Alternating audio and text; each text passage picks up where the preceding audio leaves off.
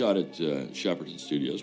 Then it was a kind of slightly run down just outside of London and had been a famous studio. The Who were in a soundstage trying out a laser show next door to us. There was a special effects unit at Bray Studios, which was way at the other end of London. I actually left right when they started shooting. I thought, Gordon was going to stay there. Came back when there were some problems and spent most of the next year there until we were finished. I went on the set several times, yes. Quite remarkable, actually. I didn't expect it to be quite as fascinating as I found it to be. I remember the first day I went on the set, they took me through the whole workshop and showed me what they were doing, and I was pleasantly surprised. I seem to remember the length of the production was, I think it must have been about 14 weeks. I know we went over a couple. It was a tough schedule, very, very tough. It was tough because he really was, as always, pushes the fabric. It was tense because the budget was very low, and there were, within the first 4 days of shooting, there were 9 producers and studio executives on the set just counting the minutes on Ridley and complaining and why wasn't he shooting, and he was shooting so fast. They gave him no pre-light time, so he was trying to find the look in the first 2 days. And one of the producers I remember came to me on the 4th day and said, "Why is he taking so long?" And I said to him, "I don't understand what you're saying. He's doing 40 setups, 50 a day sometimes. The stuff looks amazing. I don't know what you're all doing." And it did get to Ridley. I remember one instant, I was right next to him. He went off like a rocket. It was like power coming out, and he punched his fist right through the ceiling of the bridge in just sheer frustration because he did not understand why everyone was on his back.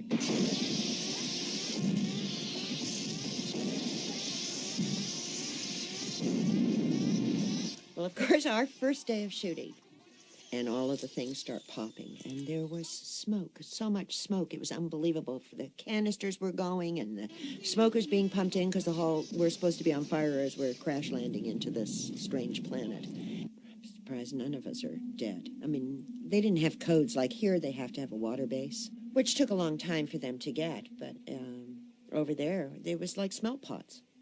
You were so grimy when you left at the end of the day. I mean, between the being sprayed with glycerin and the smoke and the beeswax. John Malo was the one who designed the costumes, and these costumes were, they were huge. They were padded. We had big plates. They were like football padding, only they were sort of very, very heavy plastic, and then we had these big bubbles on the top of our heads, and they had CO2 canisters in the back to set off that smoke as we went along. Standing on the spaceship with a clip on, fastening it on, within 15 seconds I'm getting really hot. And I don't get claustrophobic, but I'm getting really hot, and you could easily get phobic, right? I said, Jesus, this doesn't work. You got to keep them cool inside here. We have to have some kind of help with, oxygen, correct mix, right? After all, we are in the 20th century. Isn't that possible? You got aqualungs and you got breathing apparatus. And they explained to me why it was difficult. We had hockey gloves that we had to wear, and moon boots, and this desert. It was the largest set in Europe. It was huge. It was a desert. They shipped in all of the sand. It was absolutely unbelievable. And here we are. We're supposed to trudge across it. Well, it was a heat wave. It was 115 degrees. Our suits had been lined with nylon, which makes you sweat anyway. We just wore sort of like little leotards underneath the whole thing, and then we'd get into this suit, and then off we'd go.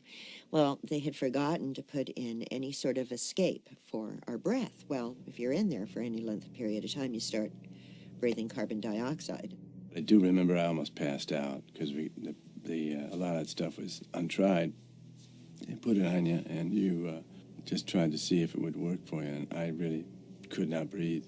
We were passing out like flies. I mean, it was unbelievable. Poor John, by the time he'd get to the other end, they had to have a nurse there with an oxygen tank because he would sweat so profusely in there, he couldn't even see. It would just be one big, massive bowl of sweat. I can remember John being very, very unhappy about, I think he found it pretty claustrophobic, shut up in the helmet. So they'd have the nurse give him some oxygen and stuff like that, and all right, off we go again. They couldn't see a problem until it came to the distant shot where, to make the set even look bigger, they had kids. And 2 of the kids were Ridley's kids. And they both passed out in those little suits.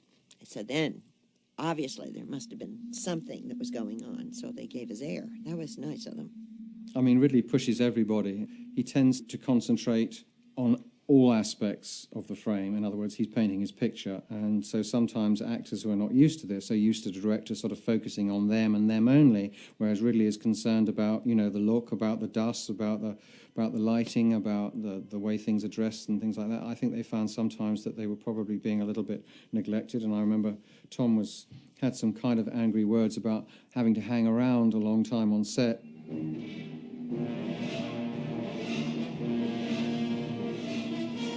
Studio, of course, resisted a lot of what he was doing, resisted the time he was taking. I resisted some of the time he was taking. We had a full cast waiting for 3 days in one case. Now, Tom, in your time. I mean, okay? wait till I'm moving here. Yes, I will. Okay, ready? And action.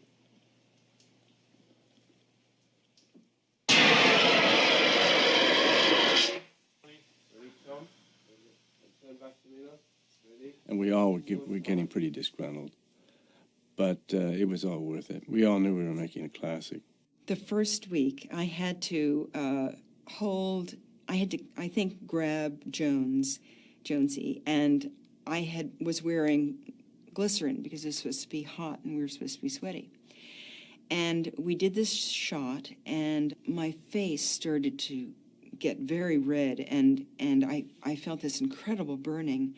And I looked at the cat, and luckily they called lunch. I went upstairs. I was crying because I realized I was allergic to Jones. And I thought, gosh, it was probably so hard for Ridley to find 4 matching cats. They're going to get rid of me because I'm allergic to the cat.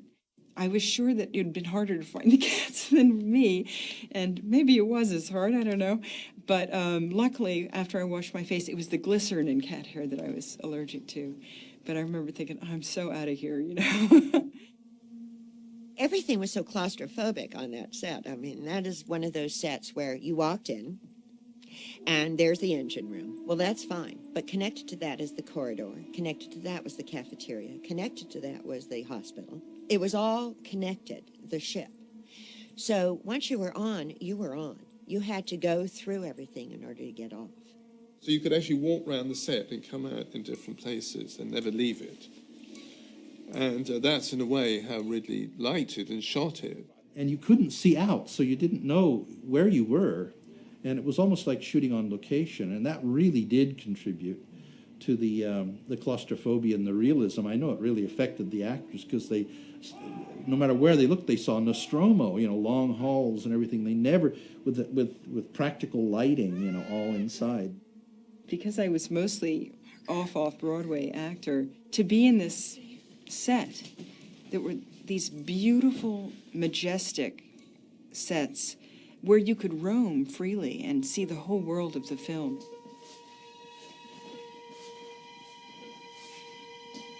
I think when you're dealing with confined space, that's one of the very much used aspects of the thriller as well. It's the very center of the pieces like We Clos and so on, It's, there is no escape. That is one of the bases of the real tension of the film. It was a low-key subject. There were very, very tight areas.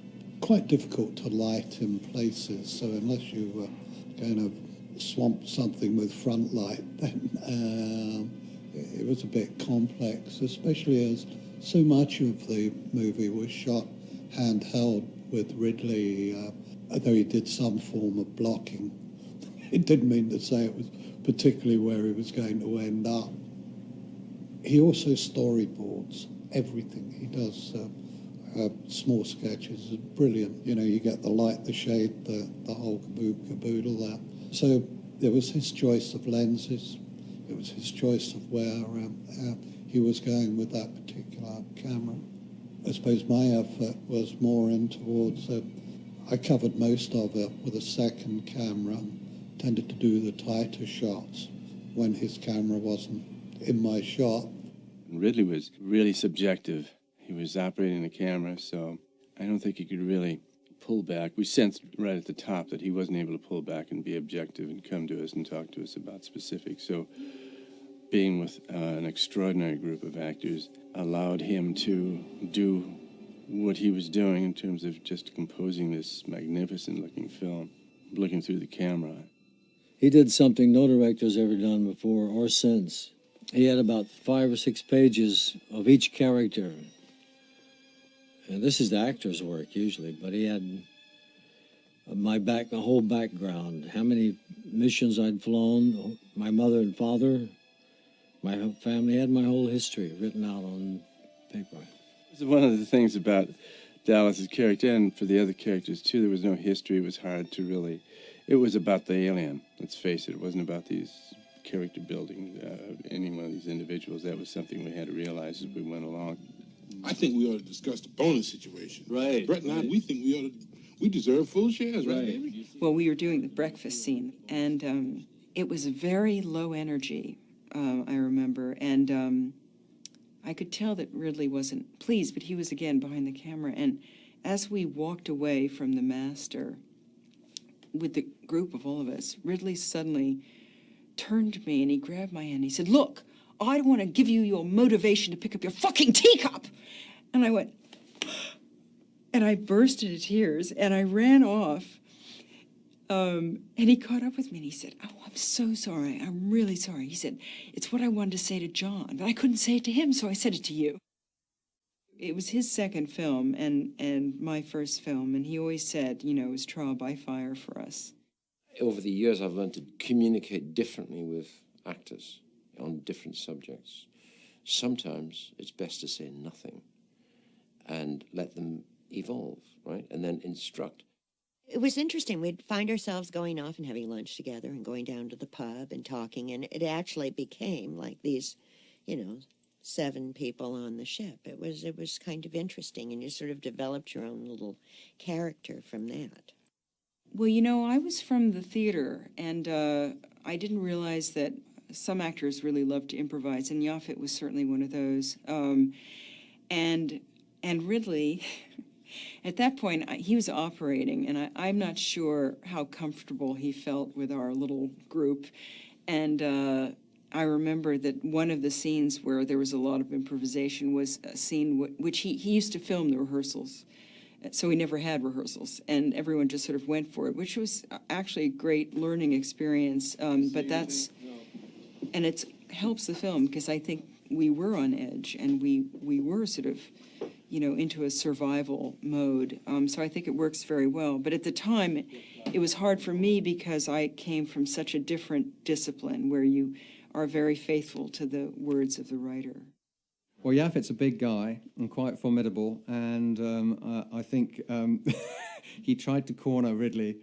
There was a sort of a running joke where Ridley used to come up to us and say, "Which door is Yaphet standing by this morning?" So that he could go onto the set via another door where Yaphet wasn't there waiting to corner him. Yaphet was always evolving, and in God bless him, driving me crazy, come to me with millions of ideas on a daily basis. Saying, even to the extent of the day he would die, saying, "I'm not going to die today. I'm going to kill this son of a bitch," And I think there was genuine tension between, funnily enough, the tension in the film between the below decks guys, between Yaphet and Harry Dean Stanton, was sort of reflected to a degree actually in reality, because I think Sigourney found it quite lonely, being the sort of the heroine amongst all these kind of tough guys, and it's certain parts of that atmosphere I think carried on a bit. Would you get off my back, please? I'll get off your back as soon as Cloud Module's fixed.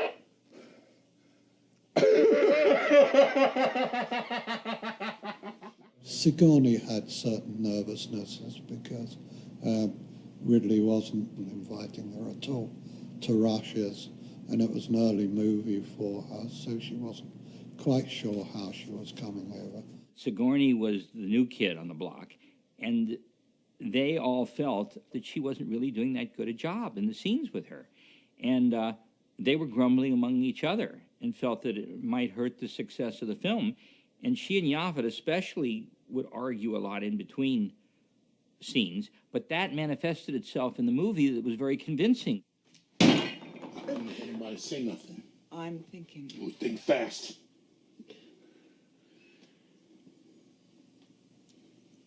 Unless somebody can come up with a better idea, we're going to proceed with Dallas's plan. She started out being very emotional and all of this stuff because of Dallas dying, and he just kept pushing her and pushing her. And in comes Yaphet, and he goes, all right, what are we supposed to do now?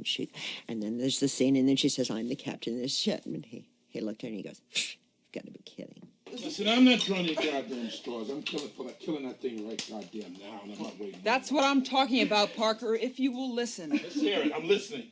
I want to hear the plan. Well, the third time he comes on, he goes, you're the captain of this ship? I'm 250 pounds, black as can be. I have a fucking following, bitch. So if you're the captain of this ship, you better fucking tell me I am. Well, off he goes again. This time he comes on, and I'm sure that Ridley was egging her up because she had to be really, really strong. And so now this time he comes into the thing, and she goes, I'm the captain of this ship. And he says, okay. Listen to me. If we break quarantine, we could all die.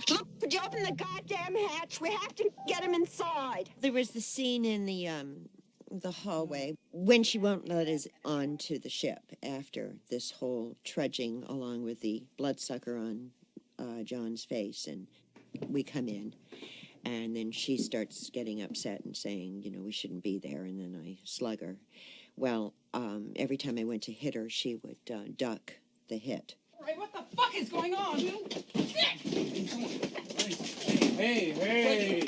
And so Ridley came over and he said to me, get her this time. So I thought, well, what am I supposed to do? I went like this, she ducked, and I came back and hit her that way. She went right into it. I didn't mean to hurt her. She literally went right into it. What the fuck is going on? Hey! And she burst out crying, and that's what pissed her off, because she said that Ripley wouldn't cry. So she wasn't too happy about that, and she didn't feel that it was necessary to do that. But I guess Ridley felt that it was necessary to do that.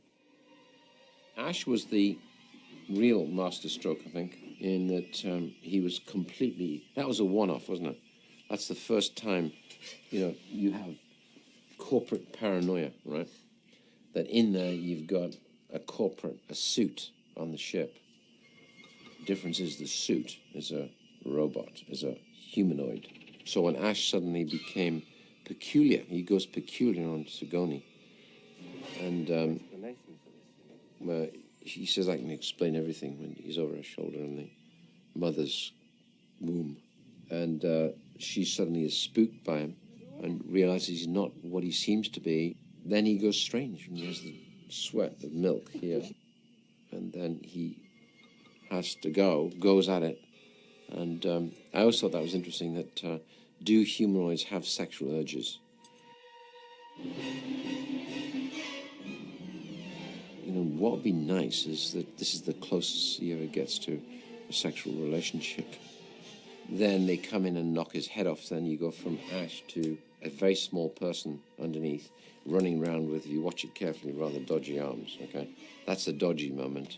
But it's taken up by the shock. The slack is taken up by the shock of, Jesus, a robot, then getting bashed and bashed by Yaphet.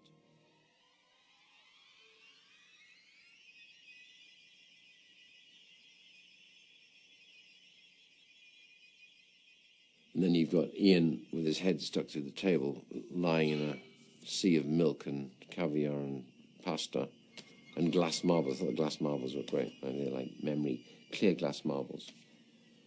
And poor Ian had to, every time I'd do a take, I'd give him, he hated milk as well, I'd give him a little bit of milk. So he's ready? And then he'd start to talk. And then we then grizzled it up afterwards, gave it a little bit of effervescence on sound. All the priorities rescinded. And then incineration. Then it becomes really scary, because he says, that's a great speech. That speech came later, which I think Hill and Guyler had to write. We had to write that Ash is saying it's not, it's indestructible. You have my sympathies. Yeah, the head's like that, and then you cut in like. But I thought the head was very beautifully articulated, but I think something went wrong in the drawing process. I think, they've changed the level and quality of latexes today, but in those days it shrunk. And he said it shrunk. I said, because you took a head cast, how could it not look like Ian? He said it shrank. I said, oh, God. You want to come back and redo it? No, we couldn't.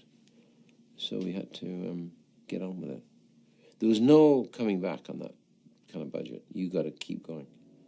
At the end of the first week of shooting, I asked to look at some dailies, and Gordon Carroll said, "You're not allowed to come to dailies." I said, "What do you mean?" He said, "Those are privileged." I said, "Gordon," I said, "surely if anyone has a right to look at dailies, it's me." In this picture, Gordon said, "Sue me." Right, Gordon did a much simpler thing than suing him. I went up in the projection booth with the projectionist. I stood and I looked. And I looked, and I saw it, and I was impressed. I was pleased. I said, "Oh, yeah." I said, "That looks good." And for the first time, I began to see the value of getting a director whose focus was so strongly on the photographic look of a film. I think pretty soon we all knew, you only got to see the dailies, etc., to know that something, quite special is happening. Morning, Captain.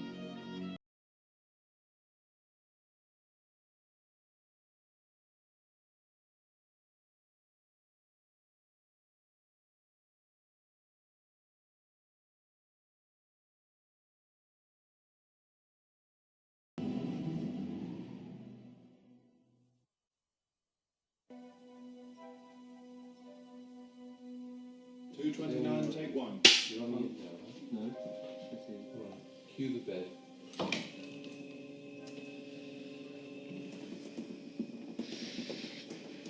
The production designer was Mike Seymour, who'd worked with Ridley on commercials and things. Well, I seem to remember he had two art directors under him who've gone on to pretty good things. There was a guy called Les Dilley, who's now a production designer in his own right, and there was Roger Christian. Yeah, well, a production designer is kind of in charge. He's head of the band, really, and works closely with the director and eventually with the cameraman. We managed to pull together this really good team, but it was hard work. And I remember a time when we were doing 7 to 8 weeks in the art department because we started shooting and we were building all the time. I think I seem to remember we had something like 120 construction crew working for the best part of 6 months. The production designer, the concept designers who were in there were generally tense because of me. I don't think anybody else was leaning on them about anything, not even Ridley. But I was. I looked at everything that came out of that art department to see how closely it adhered to the designs that I had bled over.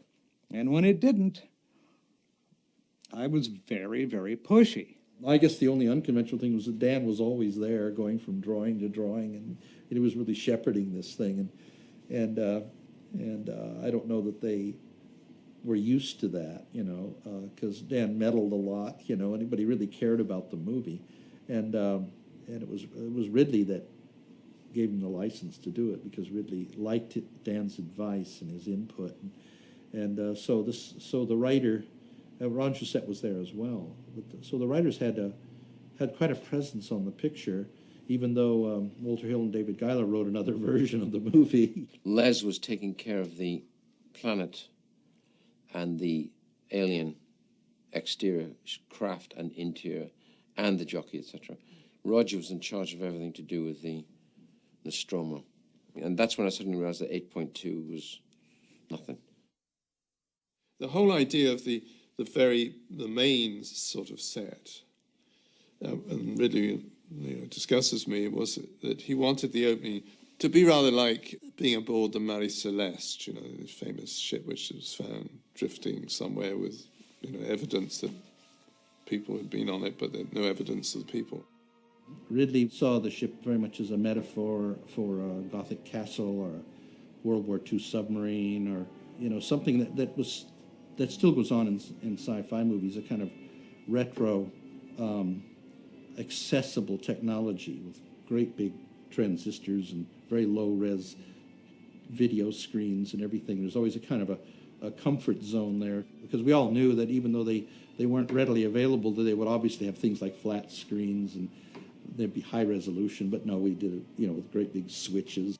And I wanted to have wafer-thin screens that are plexiglass, that just float on clips. And of course, today you've got computer screen is exactly like that. It's like plexiglass. Because I figured that's where it would go.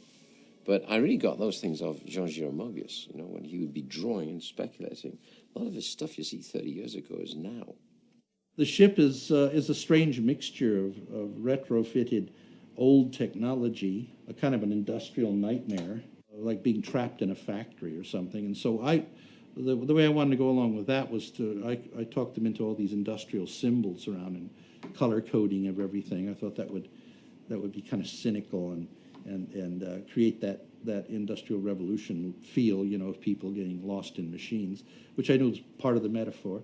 Some of them were semi-humorous, so I was hoping that people would notice where, you know, where that black meant a vacuum and that and artificial gravity meant a red line underneath, and if there was no artificial gravity and it was black beyond this door, it meant don't open it, you know. And so there was a figure of a little space person floating upside down, you know, and stuff like that, sort of in stress. So I don't know, it went in all these directions, but somehow it all fit together. Ridley made it all fit together. And I mean, Ridley he's a wonderful artist, and he wanted it to look a lot like a Mobius designed ship with all kinds of rounded surfaces and, you know, with an Egyptian motif. Ron Cobb was very good with the sort of mechanical device things, and had already had some concepts, because before it got to us, I think Dan O'Bannon and Ron Shusett had sort of worked out some ideas. I originally strongly suggested an idea of a ship that was very bizarre. It was all kind of a big hammerhead that tumbled to create gravity, and as it moved along, and, you know, and it was just too weird for anyone who could quite understand it. And so I wanted to kind of avoid the idea that spacecraft are just big airplanes that fly through a night sky, you know. Ron Cobb was of immense value to us. A1 is a brilliant science fiction draftsman, and he has a mind that analyzes the situations that we used to throw at him. So the look of Alien is a combination of his very methodical science fiction mind, where he would create vehicles as they should be and as they would fly, and Giger's dark kind of symbiosis of the sexual and mechanical paintings. Those two things Ridley fused into one image, which was how we did Alien. I worked a lot with Les Dilly. Les was always an art director in charge of the construction and how things were made, and I was, because I went through set decorating, and basically I developed this usage of scrap. On Star Wars, we didn't have a very high budget, and we couldn't afford to make all the sets, so I developed this idea of breaking down jet engines and scrap metal and things, and we developed the way how to make it look real, which is an art in itself. So we visited a bomber graveyard of aircraft, and there's Canberra bombers and Spitfires and, you know, Wellington bombers and all falling apart. And we went out. Roger said, you know, if I buy 2 of those scrap metal, we sell off the titanium because that's too expensive. We can dismantle. It'll take me a month to dismantle this. And we'll put them in organized pieces on shelves, and we can go in and we can make sculptural corridors. Then when that's right, then you can give me an okay on, let's say I do 6 feet, and you can come and have a look and say, yeah, I like that 6 feet. Because then once you've got that, then it can be repetition down that length of corridor. And we just worked on it that way. And it looked like it flew. People would come on the set and just walk around and be amazed. They thought they were in a ship that was working. And I think that's the big contribution to the world of science fiction that really we made together as a team. 304, take 7, A and B. Where Harry Dean Stanton and the Koto were working, they were sort of like the rude mechanicals down in the basement, arguing about their union rights and things like that. And it was Ridley's idea, actually, was that we built a long corridor, but to make it look longer, we put a mirror in at the far end, so slightly angled, so it looked like the corridor down, and then it went off like that. And it worked, good trick. I was staring at the landing leg and H, because we used the same landscape then. Later, I said, I want to build a landing leg to show the scale of the Nostromo. So we built this 58-foot landing leg foot, which still didn't look big enough. And so I thought, make up 3 tiny spacesuits, and this will look twice as big. And so they did, and we put one of the cameraman's kids in one suit, and Jake Newton went into the other suits, and because it was high, I literally shackled them on. So they were on, so they couldn't move. And if you overcrank, when they get off and walk, of course, they become adults. Suddenly the spaceship leg was like doubled in scale, so it made it absolutely massive.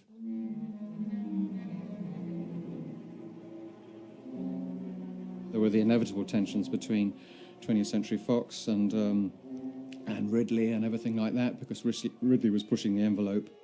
I mean, designing sets that had kind of, one hadn't seen sets like that sort of at that time since Kubrick and 2001. I mean, absolutely incredible. A tribute to the Shepherd Plaster department, because all those Giga sculptures kind of and sets brought to life were absolutely amazing. Gradually, down the line, I realized it made a lot of sense to have Giga design everything that was to do with the alien. That includes the landscape and the spacecraft, and then everything that was earthly, then it would be Michael Seymour and his team, right? And so that made a lot of sense, 2 separate brains working on 2 different worlds. I did some drawings, so Ridley Scott liked to have the exterior landscape, the space jockey, the exilo, exterior, interior, all the alien surroundings. And I was very happy to do that because I was not so limited. They had not money to do it like I designed it. The whole thing looks a little bit like Art Nouveau. It was not organic enough, organic-like. It looked like handmade from artists. The eggs have been very good. They look real organic. Yeah, the eggs and the area where the eggs have been. And also the walls, they have been very good because this was planned to go in the egg silo. There was a round, like a throw, and that was very nice. I thought bones, they are dried and old, but they brought this fresh from the slaughterhouse, and there was a smell horrible because the inside of the bones that was just fresh, and we had a big box full of bones, and there was such a smell that we even myself, I wouldn't see that. I said, please go away with this. I only used dried bones, old, together with plasticine to do it. The scale was not wrong. It was too big. We couldn't find tubes and things of this size. So that didn't work very well. So Ridley always used smoke, everything, dark and smoke, and that makes the thing much better than it is. I want to have a landscape who is very much organic-like, and I would like to have old motors from motorcycle or things like that, big things to make a wonderful landscape, but there was no time and no money for this. A real mixed up, a real biomechanical landscape, that would be good.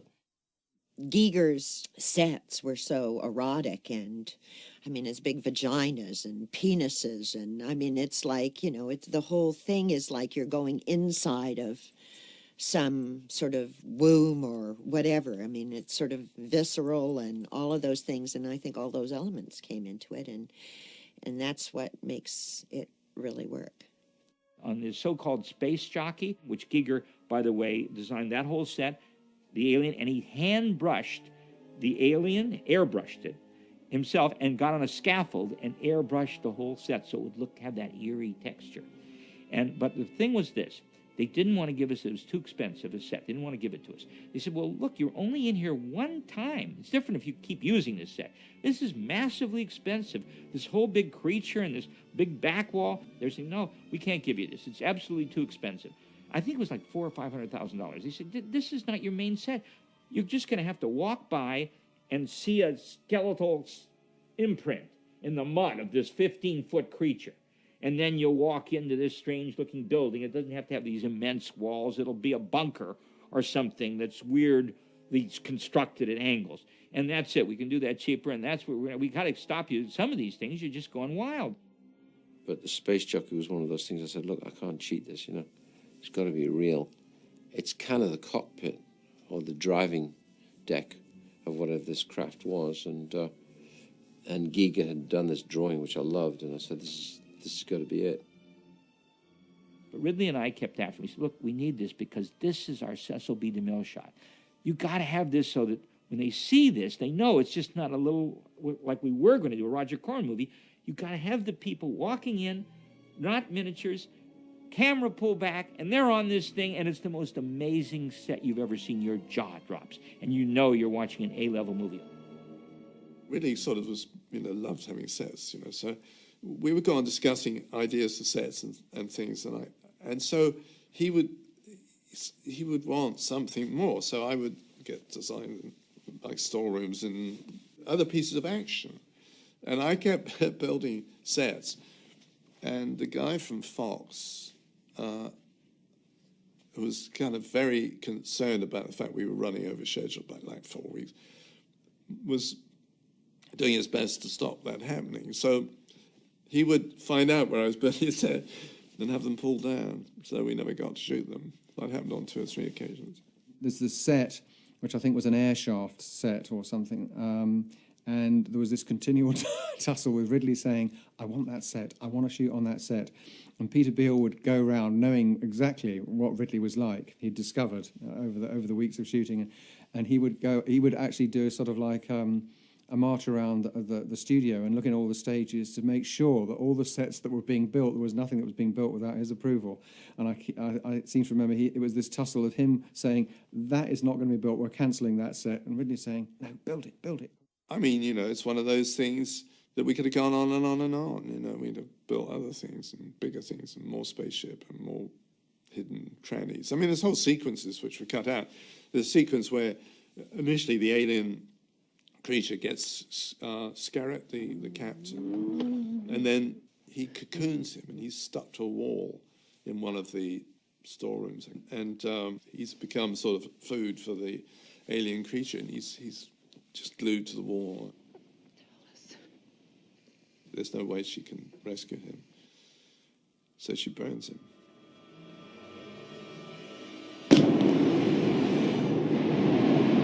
Walking on those sets, walking on those stages, and seeing the richness of design and texture, it began to get to you, literally physically. And then, of course, when we started to shoot and Ridley pumped the smoke in there, you were now in ghostly surroundings.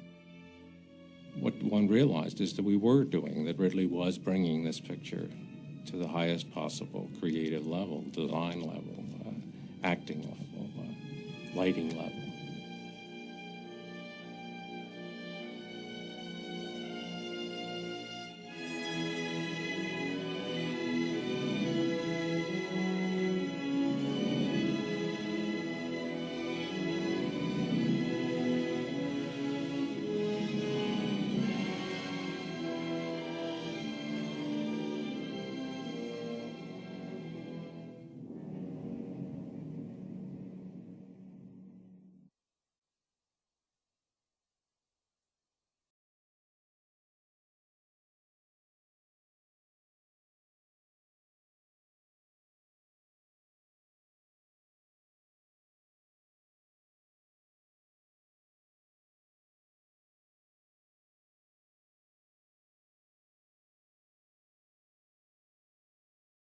looking at his work before we met him. We weren't really sure we wanted to meet him. You know? We were kind of disturbed about, is he really going to be here? You know. I like if they are disturbed. Yes, that's good. I hate if they don't look at it, or if I have people they like my stuff, or others they hate it. He's a wonderful artist. I think that was a great move having him design the whole film.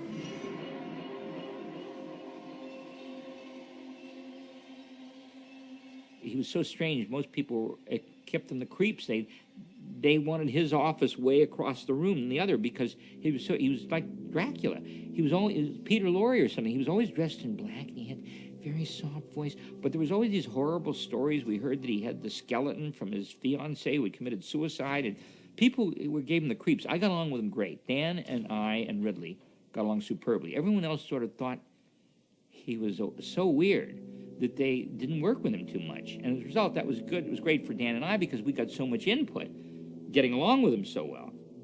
People would kind of shy away from him. They'd say he was obsessed in his work. He had bones and of all kinds all over the place. The light hurts me. If you have too much sun, you like then to be in the shadow. And I like always to be in the shadow, in the dark. I liked him a lot. He had a girlfriend called Mia, and they both dressed in black. He was very pale-skinned as well, and he was sort of spooky in a way, but I also kind of liked him, and there was a sweet side to him. He brought his mother over, you know, and his mother had hip replacements, and so he would take her out. I remember having dinner out one evening with him and his mother and Mia, and Giga was. I mean, we spent a lot of time together. The eggs were designed and obviously made, and they would be the way up they were, with the aperture at the top, with a hydraulic opening, which would open, looking very threatening, with Jimmy Shields' great sounds on it. It's still one of the great sounds that when it opens, and you hear that viscera, and the strength, you know it's strong. The detail that he looks at later would be shot at Bray when the film is finished. So we'd ship one of those eggs out to Bray, and to make it really strange, because if you watch carefully, the fluid on it is going upwards. So then you flip that over, and that always freaked them out when they saw that dripping upwards. And then inside it was semi-transparent, like a large piece of jelly. And all it was a fiberglass with mostly glass than fiber in it, so it's nearly transparent. And I needed it to move. When we were in Bray, I kept looking. He's dead. So I have sticks in poking. It looked terrible. So we worked out a method of, as it was about to open, it kind of went like that, lit a little bit, and then I think he looks at it again, and inside are my hands with 2 rubber gloves on, washing up gloves, and all I'm doing is going like that. And so that was how that was done.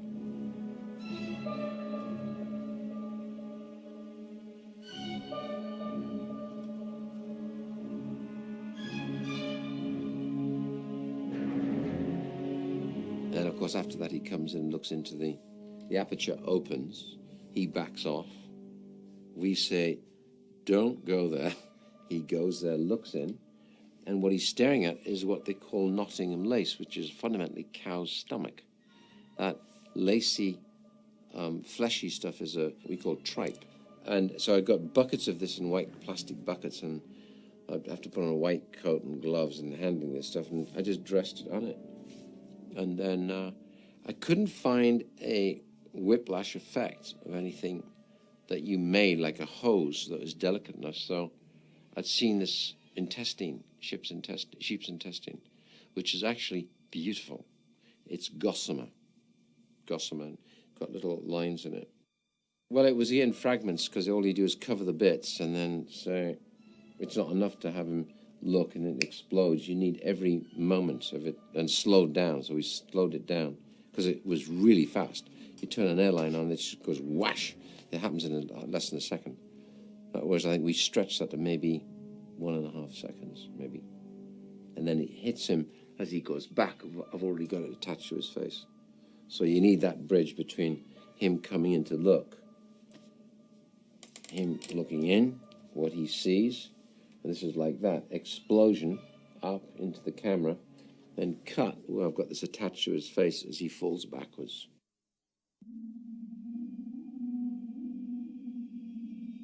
The face hugger, that was my first thing I did for Dan O'Banion when he sent me, I think, about $1,000 to do some paintings for Alien, and he gives me explanation and drawings, and he said that he's jumping on a big egg. This egg is about that, so, and I thought that must be quite a big monster, so I did an enormous face hugger, and he was jumping. I thought he could jump when his tail is curved like a spring devil or whatever, the Jack in the Box. Later on, he said I should do it smaller. So I think something with human hands is always scary, very scary. So I had the long fingers. What is the most important part on the face hugger? And then it's a part, there's a little sexual, and the tube for that this beast has to put in the mouth. And then I had these hands in front, and then Dan O'Banion draw them sideways. That was better. I thought, you can't beat this. The real thing's always better. So then I had orders coming from a very good fishmongers in Shepperton Village who had oysters, clams, and other parts of fish, a little bit of sturgeon, a little bit of caviar. I got them to make a cup with a container in rubber, which is the face hugger with the tail, the stinger, the manta ray tail, and the hands. That was all articulated. Inside it, this was just a receptacle, and I just put in, with a pair of tweezers, put in 4 oysters, 1, 2, 3, 4, and put in a large kidney, and put in a so-and-so, and away you go. You can't do better than that. So you then poke at it with his instrument, and the legs move, and it gives you a shot. The chest burster, that was a very, very heavy scene. I think the strongest thing in the whole film. The idea came from a painting from Bacon, Francis Bacon. Ridley Scott told me that this painting from 46, it's just a crucifixion, and one of the member has just teeth and red flesh, and he liked to have the chest burster like that, and I did some design. They look like chicken, something like chicken without feather, and but I was not happy with. And then build up the thing, and it looked like a small dinosaur, and that was awful. I said, cut the legs, and so finally we only had the head and the tail, and that was enough. What I liked about the film is that it was a very logical film in many ways with a thriller format, and I thought that was an excellent blend. But it's perfectly reasonable. It seemed to me that something should that some organism should incubate within the warmth of another being, in that way. I feel the strongest thing is always if it happened in your body or in someone's body. That's enormous. A worm in some, a worm in a living body. Oh. Yeah, that's just under the skin, and you see how it moves. Ooh. Yeah, I hate worms and snakes and things like that. It's awful. Ooh. Well, people always ask me if we knew what was happening. Well, of course, we'd read a script. We knew that this little beast was going to come out. We all knew what was in the script, which was the chest burster, and then the line that John had, "Oh my God," and it was this long word. Sigourney and I actually had a scene after where we had to have seen the little thing. So they took us down to the puppet shop because we said, we don't even know what it looks like. I mean, if we're supposed to be relating to this thing, we need to know what it looks like. So they took us down to the puppet shop to show us.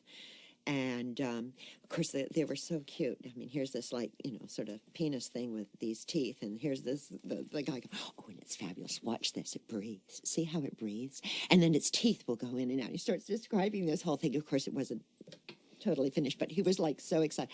Oh, okay, thanks. The atmosphere on the set had a certain frisson, you know, in the morning, because everybody knew that this was filmically a sort of major scene. I don't think anybody had any idea that it would become a kind of film classic. It was much publicized, the fact that the cast didn't know what was going to happen.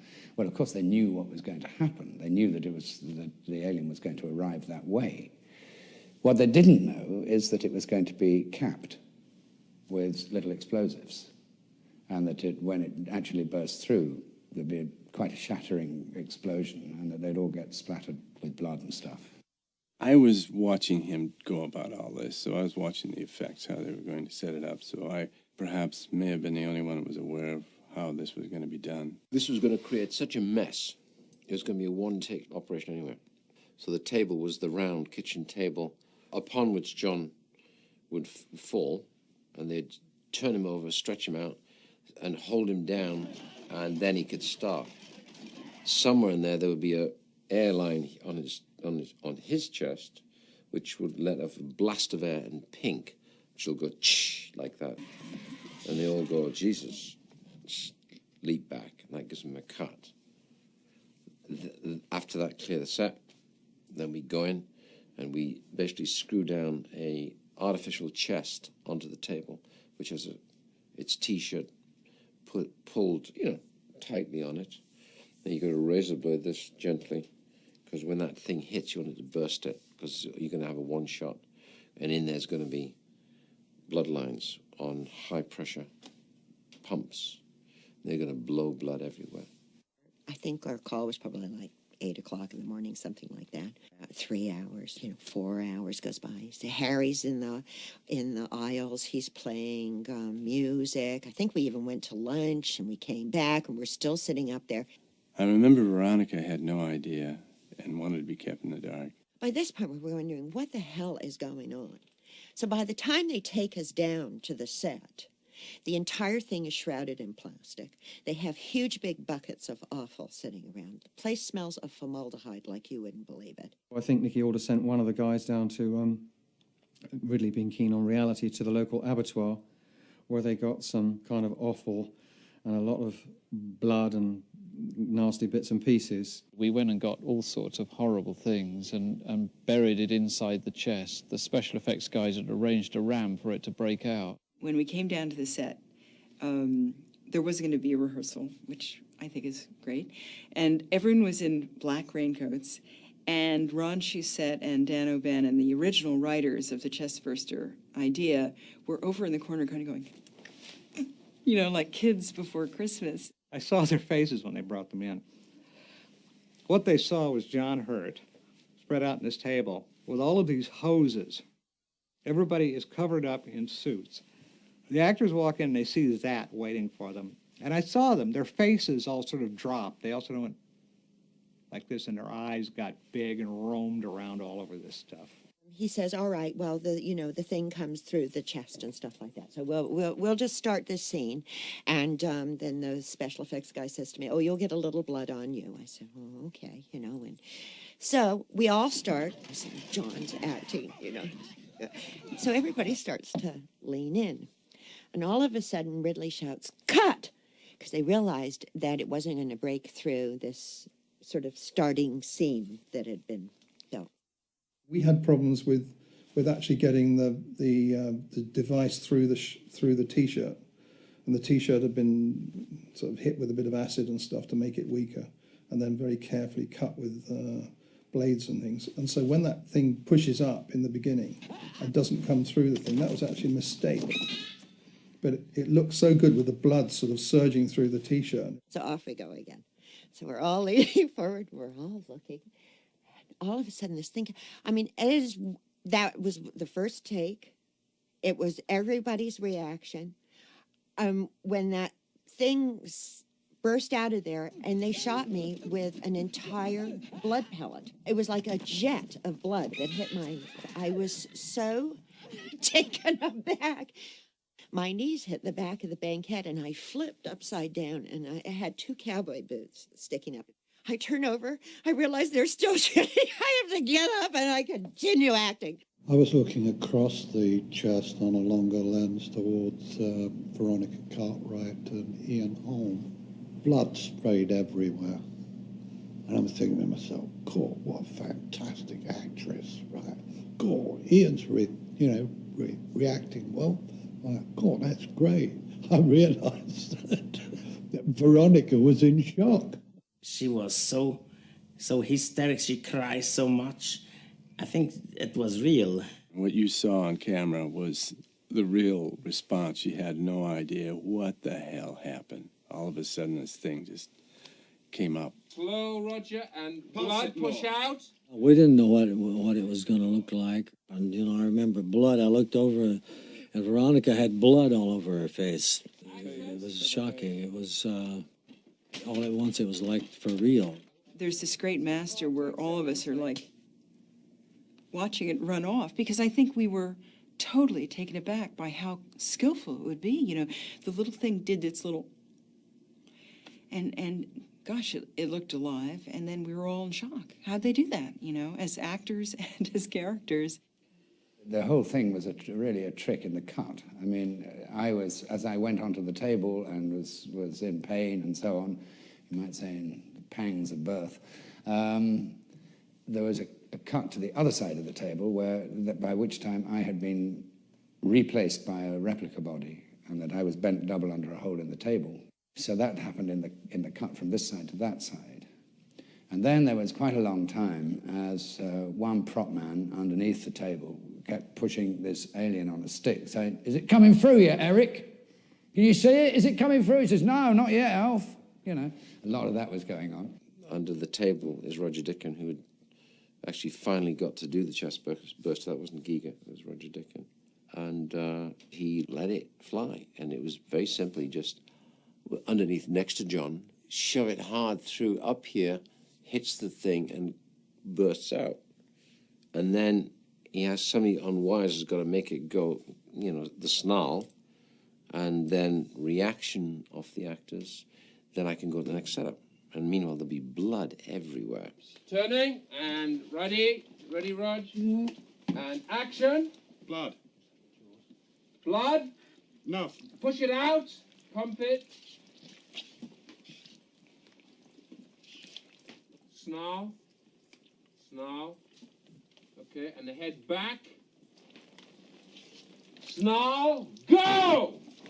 Yeah, it's great. Cut it. Cut it. Save the blood. The table was split, actually. It was about a 6-inch, maybe 8-inch gap. They had a man on a dolly, sort of skateboard thing underneath, and he had the puppet up like this. And then there was a guy with a tow rope on the other side, and he would do his thing, and then they would just whip him out, and off he'd go.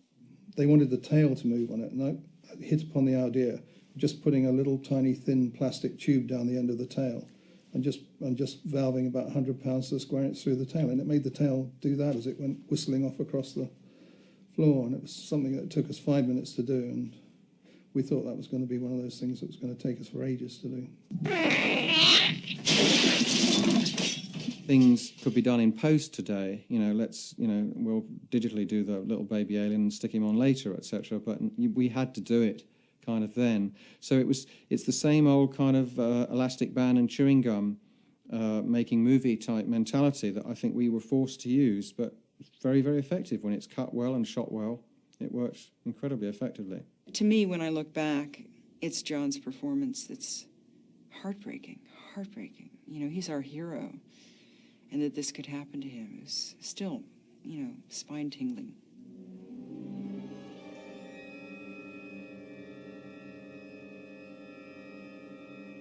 We started off with the idea that the monster, there'd be no scales, no fangs, no claws. You know, it's going to be something completely different. Once we'd seen the head, the Giger head, became the alien, we were in great shape on that. And Rambaldi actually built a separate head with 900 moving parts. There are also tubes from an old Rolls Royce, there are from vertebrates, from snakes, and it was a mixture from everything together, was built up together with plasticine that doesn't shrink much, and so it holds. You can put things together normally, it's not possible. The creature design was one of those things that just kept on looming. In the end, that became, I think, one of my sort of major tasks was to find people or to help find people. And I found Roger Dickin, who designed the face hugger, chest burster, and all that, the smaller things. He wanted very much to design the creature, but and there were several sort of attempts at that, but until Gordon Carroll, one of the three producers, but the main producer on the movie, brought in Carlo Rambaldi, done Close Encounters. They brought him in to actually put Giger's designs into practice. And I think we had one or two attempts at tails and heads from various people at Shepperton. You know, we had this elaborate mechanical tail that never ever really quite worked. So there were several attempts before Rambaldi was brought on at quite a lot of, over the budget, unfortunately, to do it. But my God, it did work from then on.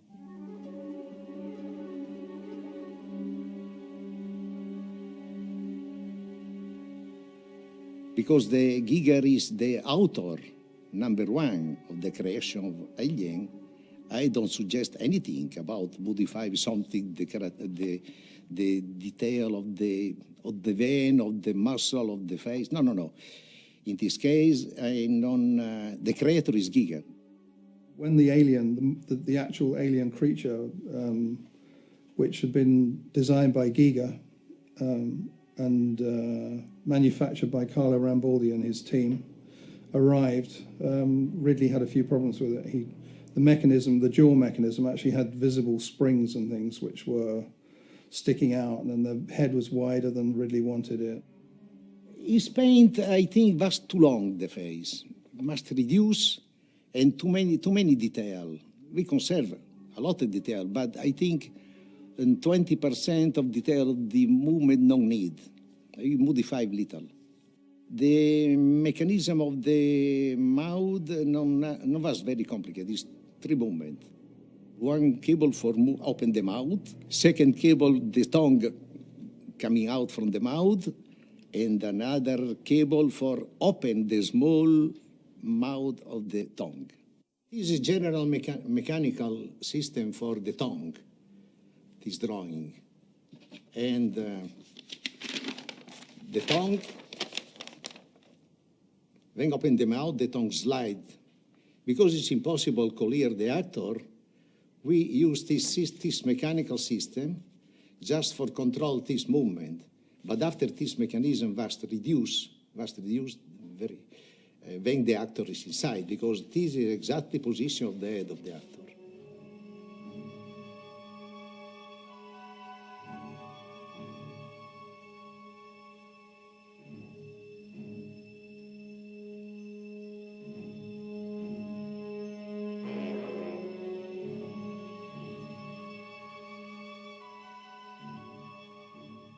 Well, it's going to be a guy in a suit, and don't forget technology today, it'd be easy.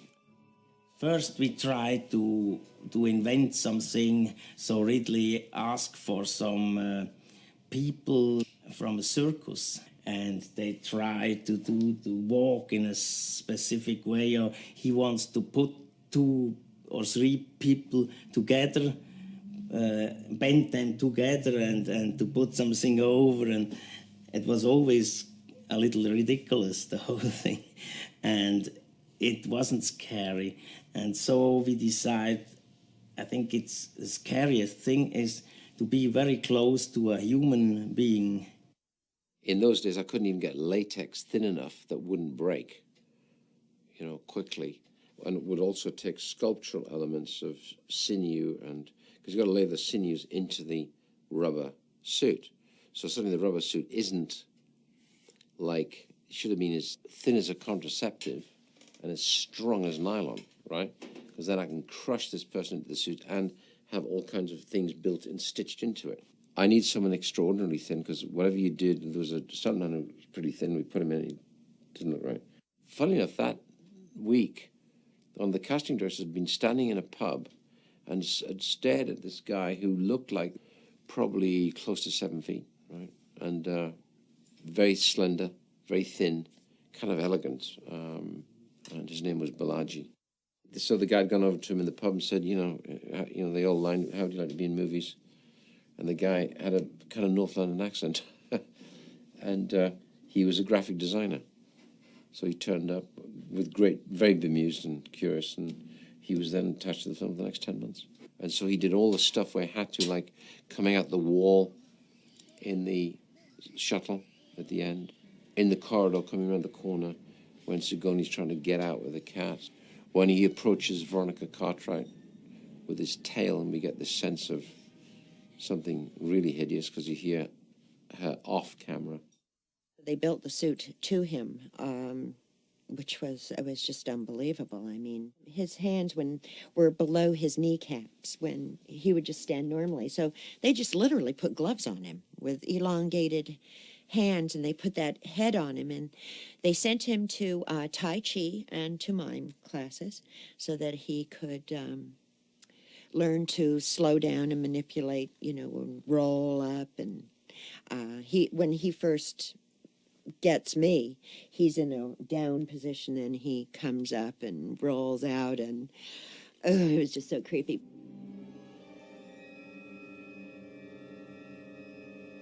I always felt keep it really tight and only see the bits you want to see, because this is always stronger than anything else. So if you think you've seen something, it's always going to be probably more horrific and horrifying. I asked to Ridley, why are you shooting very little of Alien? And Ridley said, Carlo, the audience have terror when don't see nothing. When see the dark area, because expecting the monster possible here, and this is maximum the level of the suspense. Say, no, it's good. I shoot this little, Carlo, be quiet. Your movie, your monster, people saw, but very little. Well, actually, we see quite a lot of the beast. And you certainly get a good old look at the chestburster. You get a terrific look at the egg. You get a great look at the other elements and the evolutions. And I think you get plenty. You get a great look at the head, which is beautiful. Harry Dean Stanton, the thing's hanging there. Now, that was a gymnast that they got and put in that suit, and he was curled up in the change. The amazing thing was, when they shot up, you couldn't even tell that he was up there. The way he uncoiled and came down and then put his arms out, and I mean, it looked like, that crucifix. Christ is ascending. I'm going to take your life now. I mean, it was like very bizarre and very sort of gothic, which goes a lot with what the whole Giger gothic thing is.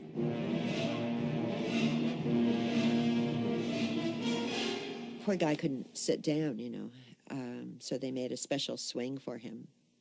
Tom Skerritt said, I mean, this guy can't walk around like this. This is ridiculous. Do something for this poor person.